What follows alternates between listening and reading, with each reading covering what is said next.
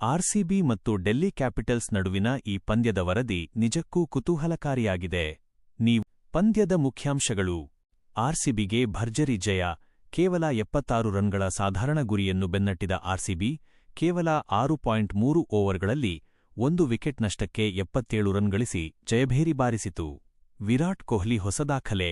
ಈ ಪಂದ್ಯದಲ್ಲಿ 23 ರನ್ ಗಳಿಸಿದ ವಿರಾಟ್ ಕೊಹ್ಲಿ, ಐಪಿಎಲ್ ಇತಿಹಾಸದಲ್ಲಿ 9,000 ರನ್ ಪೂರೈಸಿದ ಮೊದಲ ಆಟಗಾರ ಎಂಬ ಐತಿಹಾಸಿಕ ಸಾಧನೆ ಮಾಡಿದರು. ಪ್ರಸ್ತುತ ಅವರು 275 ಪಂದ್ಯಗಳಿಂದ 9,012 ರನ್ ಹೊಂದಿದ್ದಾರೆ. ಡಿಸಿ ಬ್ಯಾಟಿಂಗ್ ವೈಫಲ್ಯ. ಮೊದಲು ಬ್ಯಾಟ್ ಮಾಡಿದ ಡೆಲ್ಲಿ ಕ್ಯಾಪಿಟಲ್ಸ್, ಆರ್ಸಿಬಿ ಬೌಲಿಂಗ್ ದಾಳಿಗೆ ಸಿಲುಕಿ ಕೇವಲ 75 ರನ್ಗಳಿಗೆ ಆಲೌಟ್ ಆಯಿತು. ಒಂದು ಹಂತದಲ್ಲಿ 9 ರನ್ಗಳಿಗೆ 6 ವಿಕೆಟ್ ಕಳೆದುಕೊಂಡು ತೀವ್ರ ಸಂಕಷ್ಟಕ್ಕೆ ಸಿಲುಕಿತ್ತು. ಪ್ರಮುಖ ಸ್ಕೋರರ್ಸ್.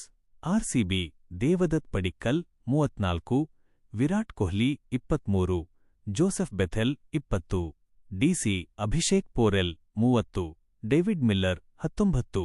ಒಟ್ಟಾರೆಯಾಗಿ ವಿರಾಟ್ ಕೊಹ್ಲಿಯವರ 9,000 ರನ್ಗಳ ಸಾಧನೆ ಆರ್ಸಿಬಿ ಅಭಿಮಾನಿಗಳಿಗೆ ದೊಡ್ಡ ಸಂಭ್ರಮ ತಂದಿದೆ. ನಿಮಗೆ ಈ ಪಂದ್ಯದ ಸ್ಕೋರ್ ಕಾರ್ಡ್ ಅಥವಾ ಕೊಹ್ಲಿಯವರ ಇತರ ದಾಖಲೆಗಳ ಬಗ್ಗೆ ಹೆಚ್ಚಿನ ಮಾಹಿತಿ ಬೇಕೇ?